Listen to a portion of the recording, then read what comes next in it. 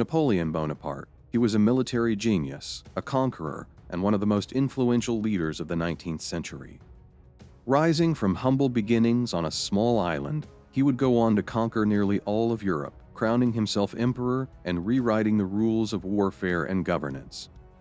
Napoleon led his armies across the continent, winning battle after battle and building an empire unlike anything the world had seen. Under his command, ordinary soldiers became legends, and France rose to become the most powerful force in Europe. Napoleon Bonaparte was born on August 15, 1769, on the island of Corsica. Although Corsica was part of France, Napoleon's family was of Italian descent, and he grew up with a strong Corsican identity. His family wasn't wealthy, but his father, Carlo Bonaparte, managed to get Napoleon a scholarship to study at military school in France.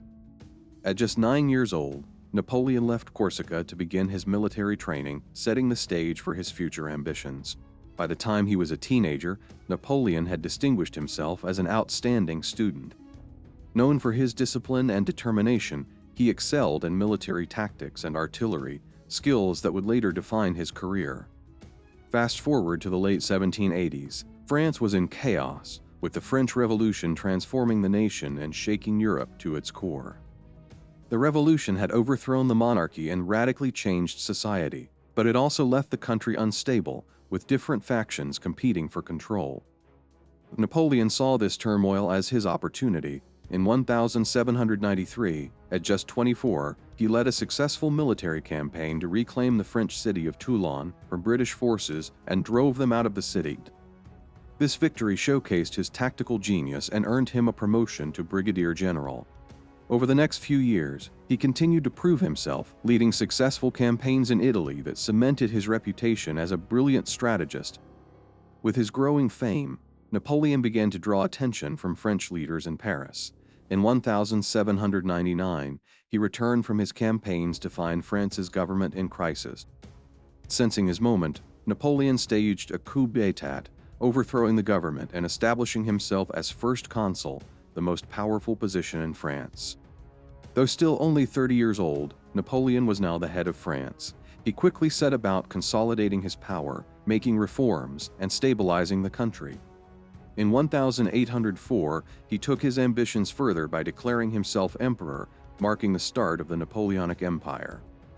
With his coronation as emperor, Napoleon had achieved incredible power, but he wasn't alone in his rise. By his side was Josephine de Beauharnais, the woman he had married nearly a decade earlier. Though their relationship was passionate, it was also complicated.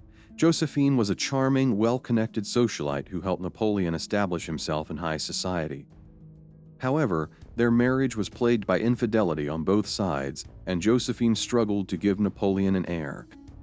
Despite their turbulent relationship, Napoleon was deeply attached to Josephine, even writing passionate letters to her while away on his military campaigns. Josephine's influence on Napoleon was undeniable, and she was often by his side during the early days of his reign. As Napoleon's empire expanded, his desire for a legitimate heir grew stronger. In 1810, he made the difficult decision to divorce Josephine, a move that devastated both of them. Napoleon went on to marry Marie-Louise of Austria, and she soon gave birth to his only son, Napoleon II. Though separated, Napoleon continued to care for Josephine, granting her a generous estate at Malmaison, where she lived in comfort. Josephine passed away in 1814. Upon hearing the news, Napoleon reportedly locked himself away, grieving the woman he once called his dearest friend. One of Napoleon's most significant achievements was his series of reforms across France. He introduced the Napoleonic Code, a new set of laws that simplified the legal system and influenced countries worldwide. He also established educational reforms, improved infrastructure, and supported scientific advancements. The Napoleonic Code protected civil rights, property rights, and religious freedom, although it also limited certain freedoms, particularly for women. Under his rule, France saw a period of stability and progress after years of revolutionary chaos. These reforms helped solidify Napoleon's reputation as a capable ruler committed to modernizing France. With his home country stabilized, Napoleon turned his gaze outward. From 1803 to 1815, he led the Napoleonic Wars, aiming to expand his empire across Europe. He won astonishing victories, defeating the Austrian, Prussian, and Russian armies in battles like Austerlitz and Jena. By 1807, Napoleon controlled most of Western and Central Europe, with only Britain remaining outside his grasp. His empire was vast, but holding it together was a daunting task. Napoleon appointed family members as rulers in conquered territories, but nationalist movements and uprisings began to challenge his control. In 1812, Napoleon made one of his most ambitious and fateful decisions: to invade Russia. By this point, he controlled much of Europe, but Russia, led by Tsar Alexander, was increasingly defiant. Determined to force Russia back into alliance, Napoleon gathered a massive army of over 600,000 soldiers, known as the Grand Army, and set out for Moscow. The campaign began smoothly, but Napoleon soon faced unexpected challenges.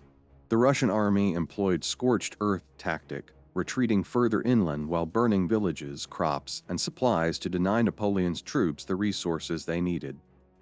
Finally, in September, Napoleon reached Moscow, but the city was abandoned and soon set ablaze by Russian forces. With no supplies or shelter, Napoleon was forced to retreat, leading his exhausted and starving troops back toward France. Then came the infamous Russian winter, where temperatures dropped well below freezing. The retreat from Russia was a nightmare. Thousands of soldiers died from cold, starvation, and constant attacks by Russian forces. By the time the Grand Army made it back to friendly territory, fewer than 100,000 of the original 600,000 soldiers remained. The Russian campaign was a catastrophe, and it shattered Napoleon's aura of invincibility. News of Napoleon's disastrous Russian campaign spread quickly across Europe, and his enemies seized the moment. Britain, Prussia, Austria, and Russia formed a new coalition, determined to bring down Napoleon's empire once and for all. In 1813, at the Battle of Leipzig, Napoleon faced the combined might of the coalition forces in one of the largest battles of the 19th century. Despite his tactical skill, Napoleon was heavily outnumbered, and he suffered a crushing defeat. With his army depleted and his empire crumbling, Napoleon retreated back to France. In 1814, coalition forces advanced on Paris. Napoleon's marshals, seeing the hopelessness of the situation, urged him to surrender. Finally, he abdicated the throne and was exiled to the island of Elba, a small Mediterranean island off the coast of Italy. It seemed that Napoleon's story had come to an end. But Napoleon was not ready to give up. In February 1815, after less than a year in exile, he escaped from Elba and returned to France. His dramatic comeback sparked a wave of support as he marched to Paris.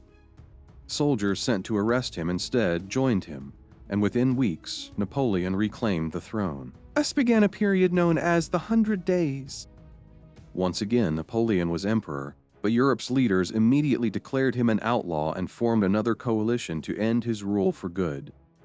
Napoleon knew his only chance was a swift victory to prevent the coalition forces from uniting. He moved quickly into Belgium to strike the British and Prussian armies before they could join forces. On June 18, 1815, Napoleon faced the British under the Duke of Wellington and Prussian forces led by Gebhard Leberecht von Blücher at the Battle of Waterloo. Napoleon's forces fought valiantly, but as the Prussians joined the battle, the tide turned. By evening, his army was in disarray, and Napoleon faced his final defeat. After Waterloo, there was no way back. Napoleon abdicated once again, hoping to escape to America, but he was captured by the British.